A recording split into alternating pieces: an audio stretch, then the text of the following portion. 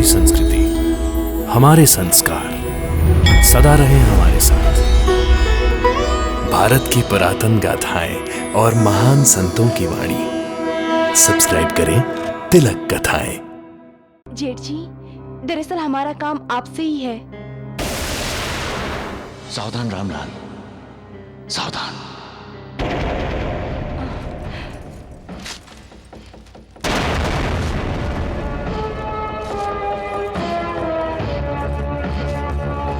ये क्या किया तुमने? जेठ जी, मैंने राजेंद्र साइकिल्स का आधा हिस्सा खत्म कर दिया है। जो कुछ भी हुआ वो एक गलतफहमी थी और हम उसके लिए शर्मिंदा हैं। हम माफी भी मांगते हैं। शिकारी तुम्हें अपने जाल में फंसा रहा है रामलाल, बचो।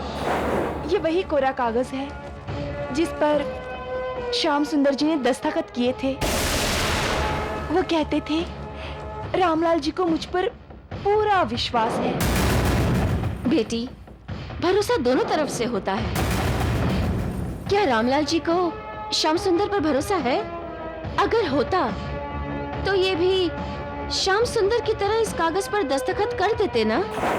कैसी बात कर रही हैं आप? श्याम सुंदर पर अपना भरोसा साबित करने के लिए अगर मुझे इस कागज पर दस्तखत करना पड़े, लाइए। अभी भी बात को समझो, वो तुम्हारी दौलत पर हाथ साफ करने आई है रामलाल। मेरी नीयत पर शक मत कीजिए देविका जी। ये क्या है? आपकी 1 महीने की तनख्वाह। तनख्वाह? और इस रसीद पर जरूर दस्तखत कर दीजिए जेठ जी। आज से आपको भिखारियों में, साधुओं में और फकीरों में बांटने के लिए एक भी पैसा नहीं मिलेगा। बस 1000 रुपया महीना कंपनी आपको देगी।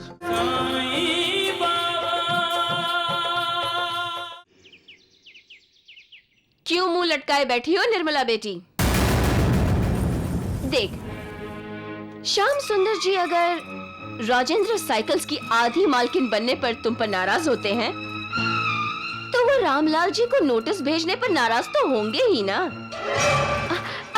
अब तुम उन्हें और थोड़ा नाराज कर लेना। क्या मतलब? अरे पगली, वो तुम्हारे पति है ना, तो एक ही बार पूरी तरह से मना लेना। जब तुम राजेंद्र साइकिल्स की पूरी मालकिन बन जाओगी। पूरी मालकिन? हाँ माँ, तुम्हारे दिमाग में और भी कोई खिचड़ी पक रही है क्या? हाँ, तुम्हें याद है ना, तुम्हारी सुहाग रात पर रामलाल जी ने एक कोरे कानूनी कागज पर श्याम सुंदर के दस्तखत लिए थे, जिन्हें तुमने मेरे कहने पर चुराया था। अरे, ये तो वही स्टैम्प पेपर है जो मैं ढूंढ रही थी। उसी कागज पर रामलाल जी के दस्तखत लेने होंगे तुम्हें। कोरे कागज पर श्याम सुंदर जी और रामलाल जी के दस्तखत। जो मर्जी लिखवा लो, लेकिन ये काम तुम जितना जल्दी करोगी, उतनी ही जल्दी तुम्हारा फायदा होगा। इतनी भी जल्दी क्या है माँ? अरे निर्मला, जंग शुरू होने के बाद हथियार में धार लगाने बैठोगी क्या? अरे, जंग वही जीतते हैं जिनके पास धार किया हुआ तेज हथियार होता है।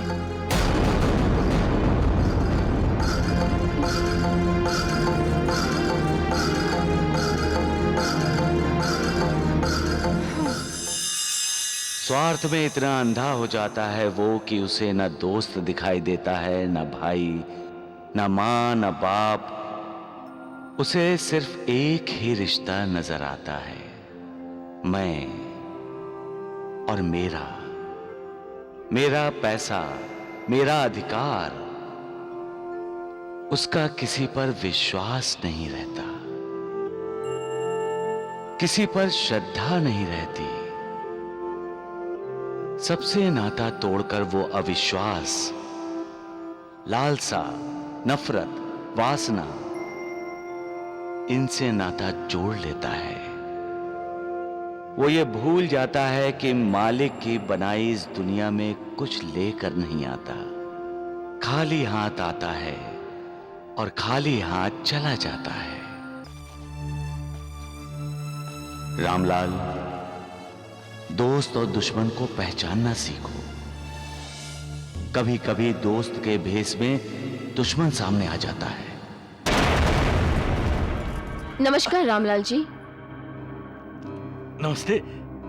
वो मनीषा बाजार गई है, अभी आती होगी। जेठ जी, दरअसल हमारा काम आपसे ही है।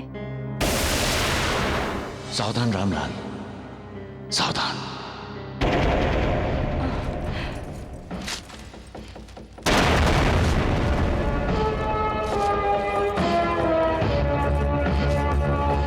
ये क्या किया तुमने?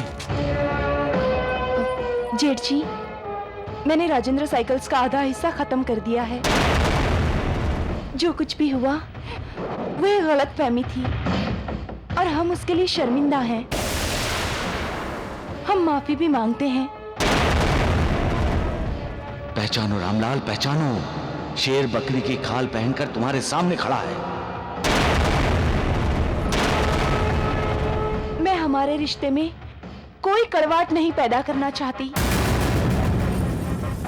बेटी, ये बचा हुआ भी कागज फाड़ दो। जी। कौन सा कागज? शिकारी तुम्हें अपने जाल में फंसा रहा है रामलाल, बचो। ये वही कोरा कागज है जिस पर श्याम सुंदर जी ने दस्तखत किए थे। वो कहते थे, रामलाल जी को मुझ पर पूरा विश्वास है। बेटी, भरोसा दोनों तरफ से होता है। क्या रामलाल जी को श्याम सुंदर पर भरोसा है? अगर होता तो ये भी श्याम सुंदर की तरह इस कागज पर दस्तखत कर देते ना। कैसी बात कर रही हैं आप? श्याम सुंदर पर अपना भरोसा साबित करने के लिए अगर मुझे इस कागज पर दस्तखत करना पड़े, लाइए लाइए कागज मुझे दीजिए, अभी दस्तखत किए देता हूँ। आइए बैठिए बैठिए, इसमें कौन सी बड़ी बात है। आइए अभी दस्तखत किए देता हूँ। जी। बैठिए बैठिए। आंखें होते हुए भी तुम अंधे हो गए हो रामलाल, मत करो उस कागज पर दस्तखत।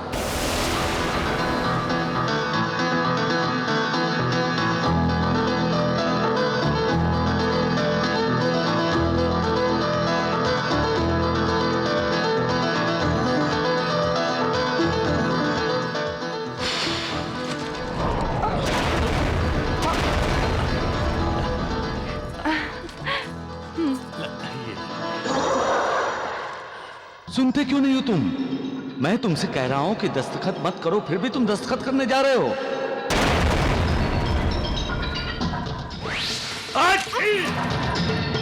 अरे ये तो टूट गया। ये तो टूटना ही था। कोई ना कोई बहाना तो बनाना ही था आपने, ताकि आप दस्तखत ना करें। सच कहूं, आपका दिल हमारे दामाद श्याम सुंदर की तरह साफ नहीं है। अभी भी बात को समझो, वो तुम्हारी दौलत पर हाथ साफ करने आई है रामलाल। मेरी नीयत पर शक मत कीजिए देविका जी, मैं दूसरा पेन ले आता हूँ। हमारे पास दूसरा पेन है ना, ये लीजिए। दस्तखत मत करो रामलाल, नहीं तो पूरे के पूरे लुट जाओगे तुम।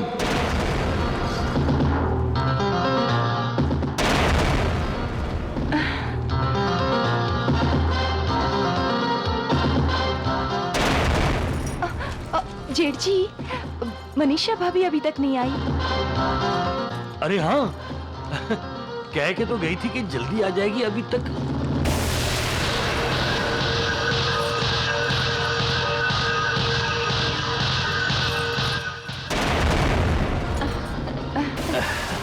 अभी तक नहीं आई। रामलाल जी, हमें माफ कीजिएगा, हम खामखा ही आप पर शक कर बैठे। बेटी, हाँ? ये लो, इसे फाड़ दो। जी।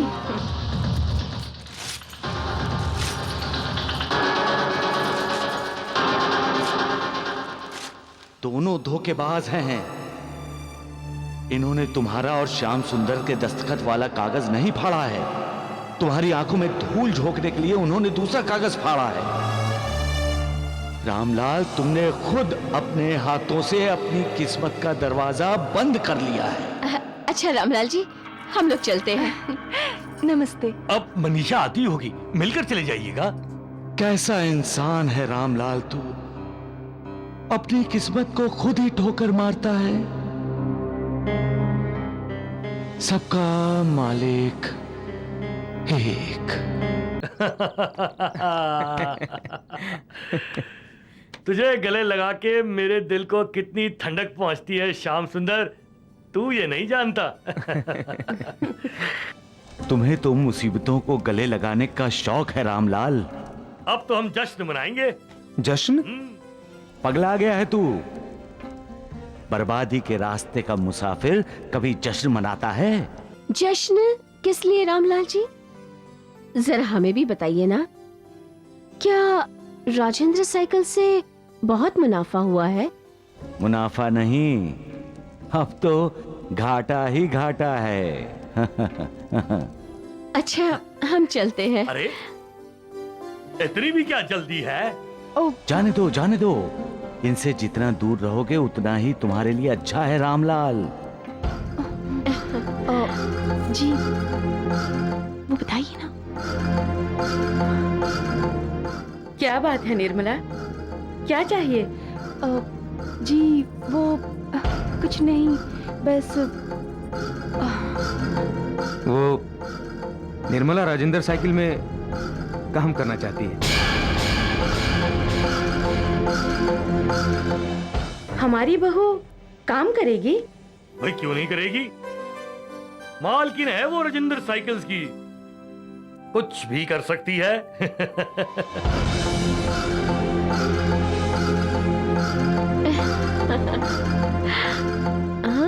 तुम नहीं जानते तुमने क्या बोल दिया है रामलाल।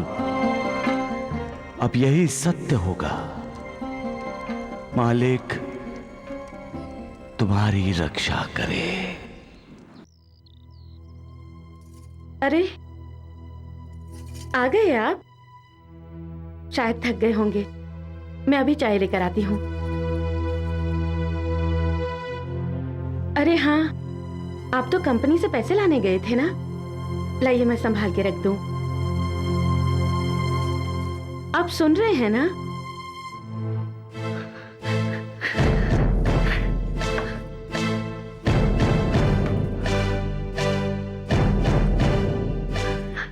अरे क्या हुआ आपको? आप मुझसे मुंह क्यों फेर रहे हैं? बोलिए क्या हुआ?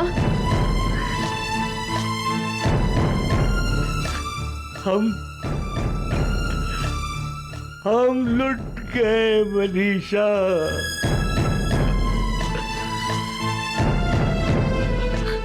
हम कंगाल हो गए मनीषा।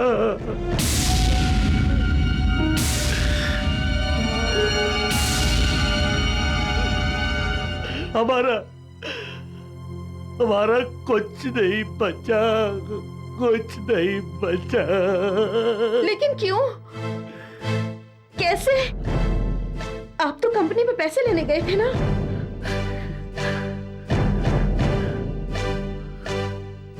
हाँ मनीषा, जब मैंने खजांची से पैसे मांगे तो निर्मला बहू मेरे पास आई और ये लीजिए। ये क्या है? आपकी 1 महीने की तनख्वाह, तनख्वाह? और इस रसीद पर जरूर दस्तखत कर दीजिए जेठ जी। आज से आपको भिखारियों में, साधुओं में और फकीरों में बांटने के लिए एक भी पैसा नहीं मिलेगा। बस 1000 रुपया महीना कंपनी आपको देगी। क्या कह रहे हैं आप? सिर्फ 1000 रुपया?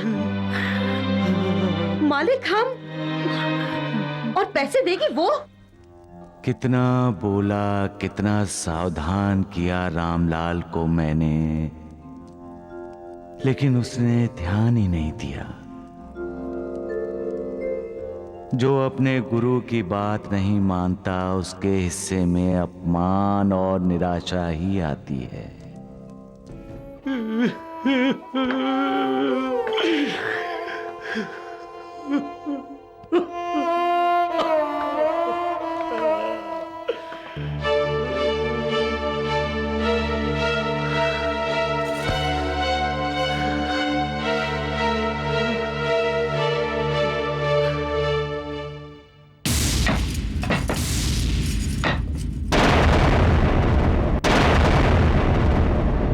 निर्मला, तुम समझती क्या हो अपने आप को? तुम्हारी हिम्मत कैसे हुई राजेंद्र के पिताजी से हिसाब मांगने की और उनके खर्चे को रोकने की? हो कौन तुम? तुम्हें हमने राजेंद्र कंपनी में जाने की इजाजत दी है। राजेंद्र कंपनी का मालिक नहीं बनाया तुम्हें। अरे अरे अरे, शांत हो जाइए मनीषा जी। माफ करना, आपको जरूर कुछ गलतफहमी हो गई है। हाँ भाभी, राजेंद्र साइकिल्स अब मेरा है, आपका नहीं। तुम्हारा दिमाग ठिकाने पे नहीं है।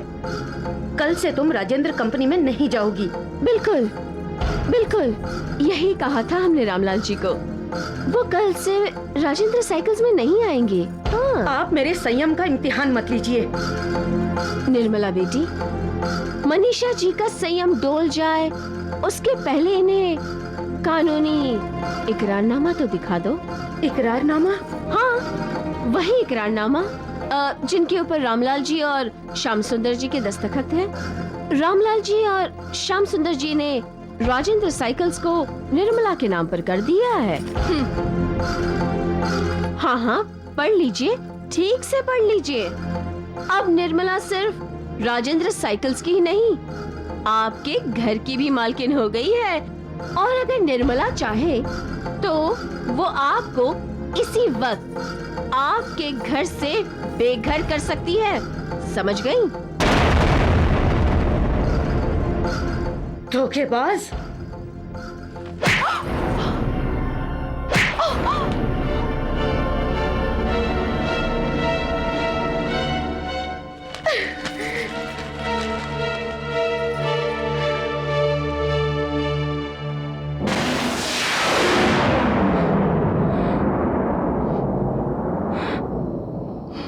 जब किसी का घर टूटता है, किसी का दिल दुखाया जाता है, तो मैं दुखी होता हूं। दूसरों को पीड़ा देने वाले असल में मुझे पीड़ा देते हैं, लेकिन जो खुद दुख और कष्ट सहकर दूसरों को सुख देते हैं, वो मुझे प्रिय हैं। इंसान ये अच्छी तरह जानता है कि बुरे काम का नतीजा बुरा होता है, फिर भी जब वो बुरा काम करता है तो मन को पीड़ा होती है। घर के टूटने का मतलब चार दीवारों का गिरना नहीं होता, चार दीवारों का टूटना नहीं होता, आपसी विश्वास का टूटना होता है, आपसी रिश्तों का टूटना होता है। घर को तो फिर से बनाया जा सकता है, लेकिन विश्वास की गिरी इमारत फिर से खड़ी नहीं की जा सकती। याद रखो, जहां विश्वास नहीं वहां श्रद्धा नहीं, और जहां श्रद्धा नहीं वहां प्रेम नहीं, और जहां प्रेम नहीं वहां ईश्वर भी नहीं। सबका मालिक। मेरी बात समझने की कोशिश करो। क्या तुम चाहती हो कि श्याम सुंदर हमारे कारना है? क्या तुम श्याम सुंदर को नाराज करना चाहती हो? क्या तुम चाहती हो कि वो हमसे बात ना करे? ऐसा ना हो, इसीलिए मैंने नाटक देखने जाने से इनकार किया है। मैं नहीं चाहते कि श्याम सुंदर और निर्मला हमसे दूर रहें। मैं समझा नहीं। तो फिर समझिए, क्या उनकी नई नई शादी नहीं हुई है? तो क्या उन्हें एकांत नहीं मिलना चाहिए? जरूर सोने की चेन के बारे में पूछा होगा। कहीं उन्हें तुम पर शक तो नहीं है?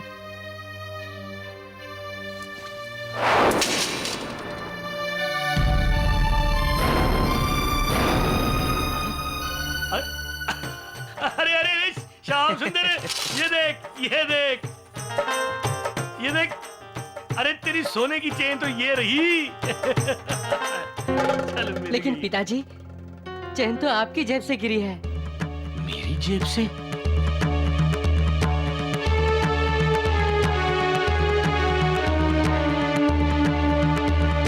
जो काम तुम नहीं कर सकी वो मैंने यूं कर दिया। रामलाल और श्याम सुंदर के बीच नफरत के बीज बो दिए हैं मैंने। क्या? लेकिन माँ, तुमने ये किया कैसे? अरे ये तो बहुत ही आसान था।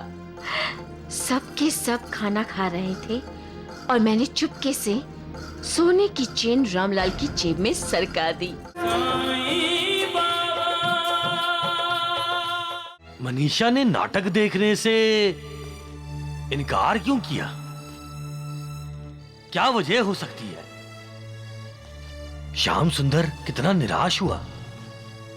पता नहीं आजकल मनीषा को क्या हो गया है।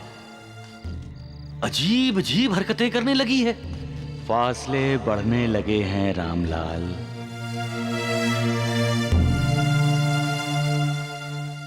कौन कौन कौन बोल रहे हैं? नफरत फासले बढ़ाती है और प्यार फासले मिटाता है रामलाल।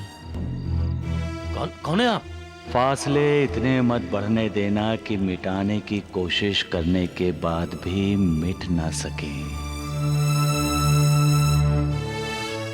बाबा, किन फासलों की बात कर रहे हैं बाबा? रामलाल, शरीर पर लगे जख्म भर जाते हैं लेकिन मन पर लगे जख्म कभी नहीं भरते।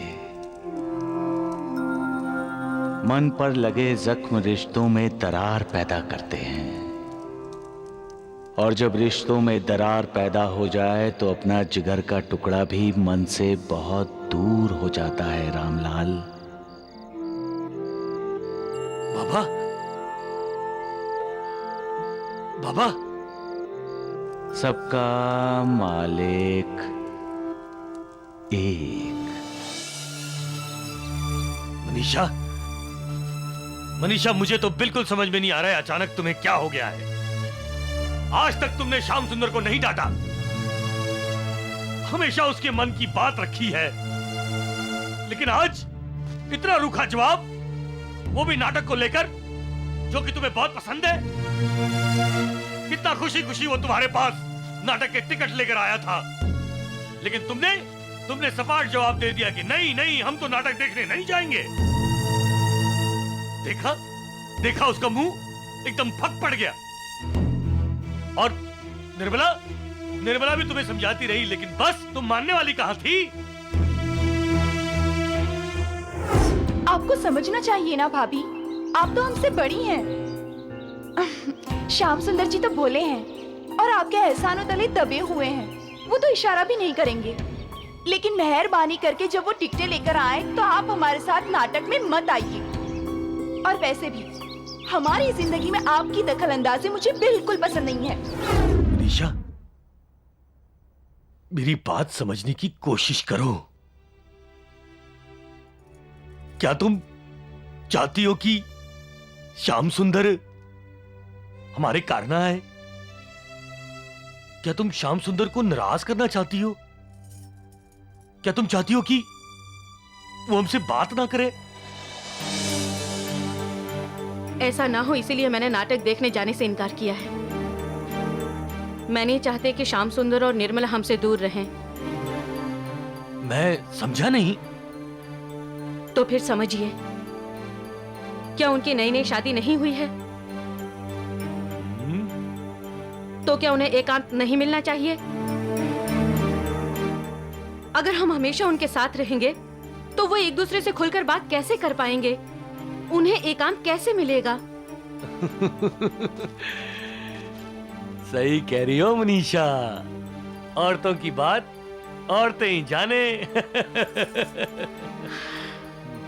अब हम निर्मला और श्याम सुंदर की जिंदगी में दखल अंदाजी नहीं करेंगे।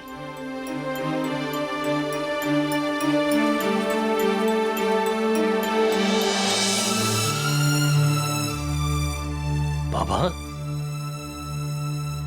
मनीषा ऐसा क्यों बोली? सुन रहे हो ना तुम? क्यों किया ऐसा? मैंने कुछ नहीं किया। बोल, मैंने कुछ क्यों किया तूने ऐसा? झूठ बोलता है, झूठ बोलता है। मैंने तुझे मना किया था ना? बता, पड़ोसियों का अपमान करता है, पड़ोसियों का अपमान करता है। नहीं किया, मैं तो उल्टा जवाब देता है, उल्टा जवाब देते हैं उन्हें। यही सिखाया था तुझे मैंने। बता, क्यों अपमान किया उनका? बता, क्यों अपमान किया उनका? यही सिखाया था तुझे। बता। भाभी ये क्या कर रही हैं आप? बच्चा है, इससे गलती हो भी गई तो क्या हुआ? नहीं, देख निर्मला, तुझे हमारी जाती जिंदगी में दखल देने का कोई अधिकार नहीं है। अच्छा, तो आप मेरा गुस्सा इस मासूम बच्चे पर उतार रही हो? तुम मेरी माँ नहीं हो। माँ कभी अपने बच्चे को नहीं मारती। चाची मेरी माँ है, मैं चाची के साथ ही रहूंगा, तुम्हारे साथ नहीं रहूंगा। तुम मेरी माँ नहीं हो। चुप हो जाओ, मत रो, तुम मेरे साथ चलो। हाँ? नहीं बेटी, ऐसे तुम उनका दुख देखकर आंसू बहाने लगोगी तो अपने मकसद में कभी कामयाब नहीं होगी। लेकिन माँ, राजेंद्र को उसने... मानती हूँ कि मनीषा ने राजेंद्र को बड़ी बेरहमी से पीटा होगा, लेकिन उसके लिए तुम्हें रहमदिल बनना जरूरी था क्या? मेरी बेटी भी मेरी तरह रहमदिल है, तुम्हारी तरह पत्थर दिल नहीं। आप चुप रहिए जी। मैं तो चुप ही हूं, लेकिन वक्त चुप नहीं रहेगा देविका।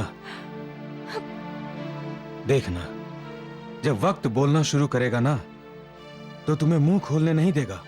वक्त तो उनका होता है जो वक्त को अपनी मुट्ठी में रखते हैं। निर्मला, अगर तुमने रामलाल जी को सब कुछ बता दिया होता तो हमारी मुश्किलें और भी आसान हो जाती। रामलाल जी जान जाते कि उन्हें तुम्हारी और श्याम सुंदर की जिंदगी में दखल नहीं देना चाहिए। वो खुद अपने आप तुम लोगों से दूर हो जाते। जब तक तुम उन्हें अपने से दूर नहीं करोगी, तुम अपनी मंजिल से दूर रहोगी। और तुम्हारी मंजिल राजेंद्र साइकिल्स है। अपना सारा ध्यान उस पर रखो। किस किस के कंधों पर पांव रखकर चढ़ना है, उनकी फिक्र मत करो। जो दूसरों को दुख पहुंचाता है वो मुझे दुख पहुंचाता है, और जो खुद दुख बर्दाश्त करके दूसरों को सुख पहुंचाते हैं वो लोग मुझे प्रिय हैं। ऐसे लोग महात्मा होते हैं। हमें जो मनुष्य जीवन मिला है उसे सत्कर्म करने में और ईश्वर की आराधना करने में लगा देना चाहिए। अच्छे कर्म करो, अच्छी बातें बोलो, अच्छा सोचो। जो मेरे इन वचनों को याद रखेगा, अपनाएगा और व्यवहार में लाएगा, उसका कल्याण निश्चित है। सबका मालिक एक। ओए, जन्मदिन मुबारक हो। आजा, गले लग जा। रामलाल जी, आप तो अभी से जन्मदिन की मुबारकबाद देने लगे। पहले जन्मदिन मनाते हैं, उसके बाद मुबारकबाद देते हैं। अरे तो इसमें कौन सी बड़ी बात है? एक बार और मुबारकबाद दे देंगे और फिर से गले लगा लेंगे। अच्छा, और दिल खुश कर देता। अरे खा नहीं रहे आप लोग? लो भाई।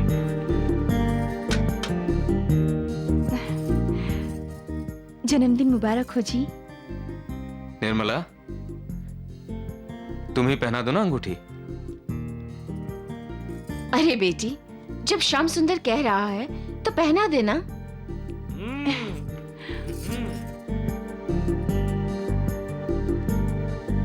ओ वाह! रामलाल, तुम्हारे लिए आज का दिन शुभ नहीं है रामलाल। सावधान। बाबा,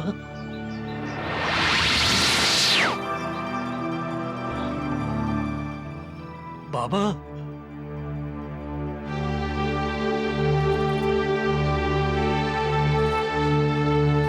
बाबा, बाबा, बाबा, कहाँ हैं आप बाबा?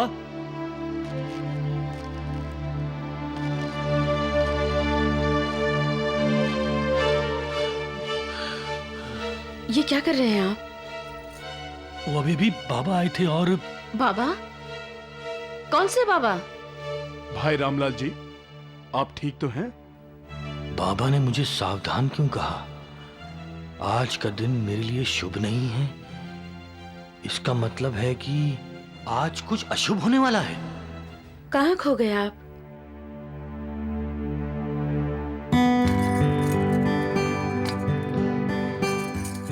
दामाद जी, ये तुम्हारे लिए। देखिए नानी ने कितना अच्छा तोहफा दिया है। ला दिखा भाई। चैन तो बहुत खूबसूरत है। ये तो मैं पहन कर देखूंगा। ये क्या कर रहे हैं आप? ये तो श्याम सुंदर के लिए है। परजाई जी, आप ये कैसी बातें कर रही हैं? हमारे बीच ये मेरा तेरा कहां से आ गया? मेरा जो कुछ भी है वो सब भाई साहब का ही तो है। देखा, मैंने तो देखने के लिए लिया था ये। और जो रामलाल का है वो पूरे का पूरा श्याम सुंदर का, यानी मेरी बेटी निर्मला का है। वाह भाई श्याम सुंदर, तेरे जन्मदिन पर खाना बहुत बढ़िया बना है। बढ़िया ही होगा भाई साहब, हाँ। क्योंकि मैंने तो बनाया नहीं है, निर्मला ने बनाया है। दामाद जी, निर्मला की दी हुई अंगूठी तो आपने पहन ली, लेकिन मेरी भेंट सोने की चेन लावारिसों की तरह वहीं रख दी। सासू माँ, इसमें इतना नाराज होने वाली कोई बात नहीं है। अभी पहन लेता हूँ। निर्मला, दे दो भाई, सासू माँ नाराज हो रही हैं। चाची, चाचा को सोने की चेन मैं पहनाता हूँ। अच्छा। वाह! अरे ये तो खाली है।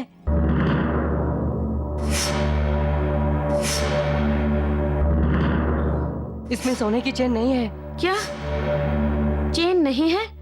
हाय राम, इसका मतलब सोने की चेन चोरी हो गई। गलत इल्जाम, चाहे वो छोटा हो या बड़ा, किसी नेक और भले इंसान पर लग जाए तो उसके लिए मौत के बराबर है। मैं तुम लोगों को राजा विक्रमादित्य की कहानी सुनाता हूं।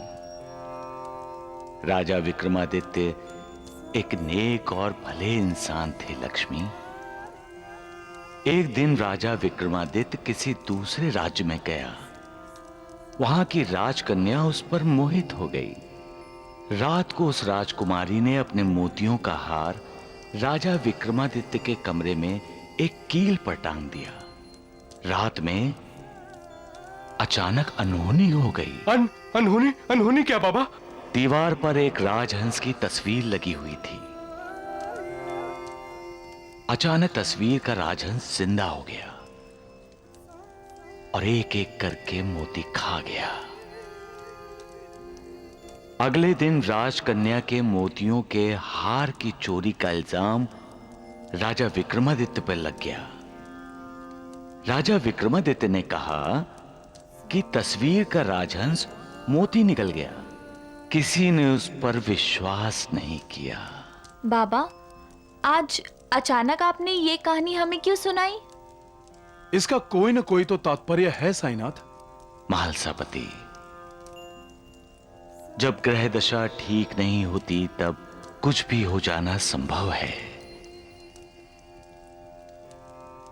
इतने बड़े राजा पर भी चोरी का इल्जाम लग सकता है। चोरी? लेकिन कैसे हो सकती है?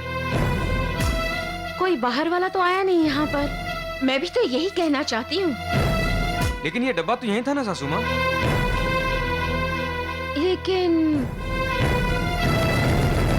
मनीषा जी, आप जरा आइए मेरे साथ।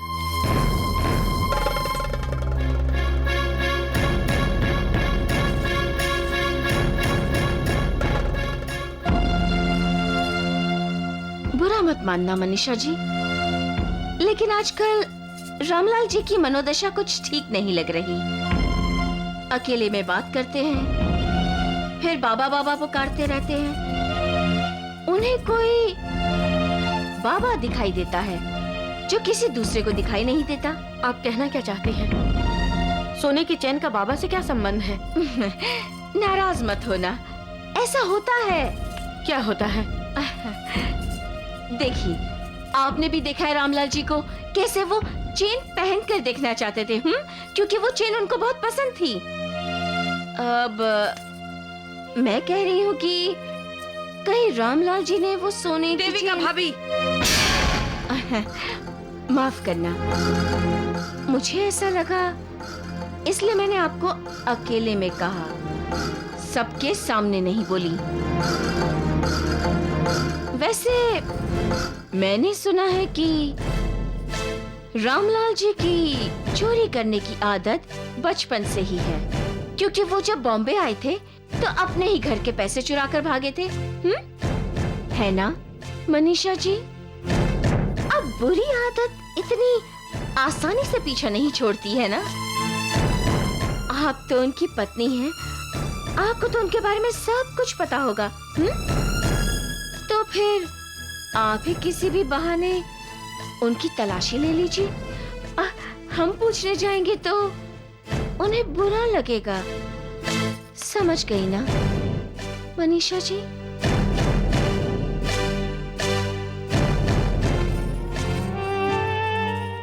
भाभी, माँ ने आपसे क्या कहा?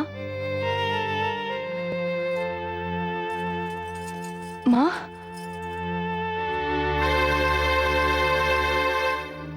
जरूर सोने की चेन के बारे में पूछा होगा। कहीं उन्हें तुम पर शक तो नहीं है?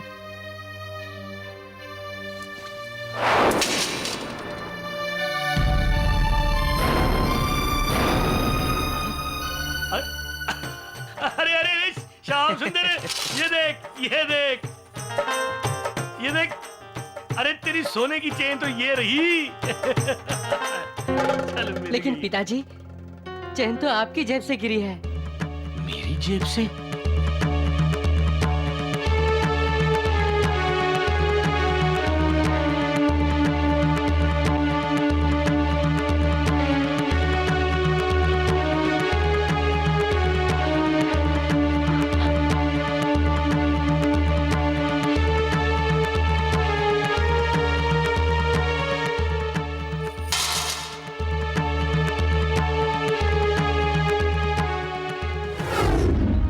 रामलाल,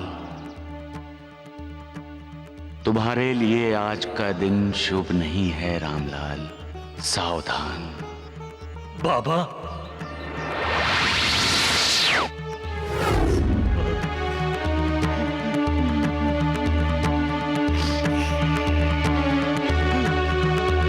कोई पराया हमें धोखा देता है या हमसे दगा करता है तो हमारा दिल इतना बेचैन नहीं होता। क्यों?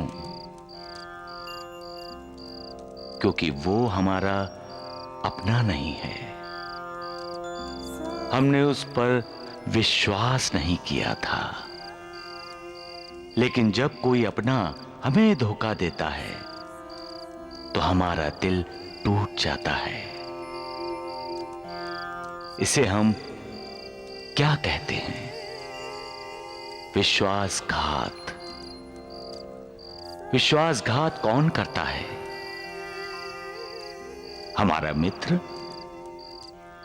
पति पत्नी का मित्र है और पत्नी पति की।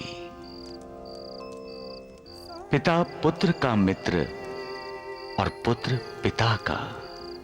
इन रिश्ते नातों में, संबंधों में मित्रता की सुगंध है। मित्र का मतलब है विश्वास,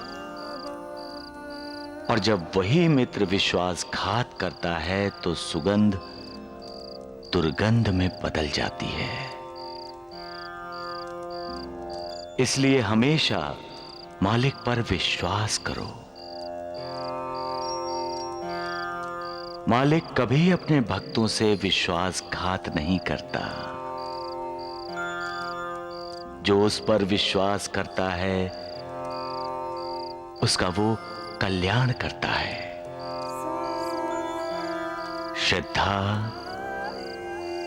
और सबरी, यही एक कल्याणकारी मंत्र है। सबका मालिक एक। निर्मला, जो काम तुम नहीं कर सकी वो मैंने यूं कर दिया। रामलाल और श्याम सुंदर के बीच नफरत के बीज बो दिए हैं मैंने। क्या? लेकिन माँ, तुमने ये किया कैसे? अरे ये तो बहुत ही आसान था।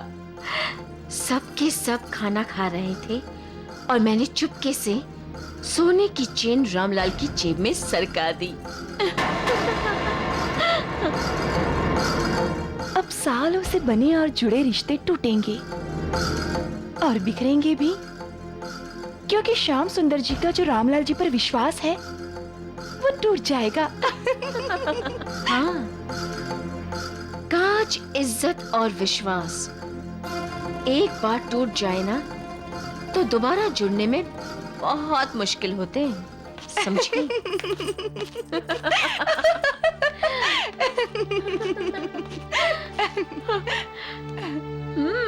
बहुत मजा आया।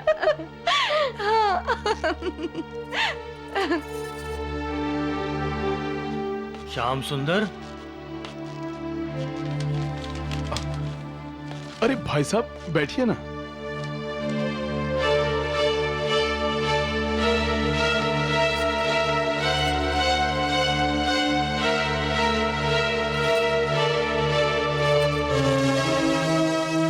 इंद्र कुमार जी, मैं बहुत परेशान हूं।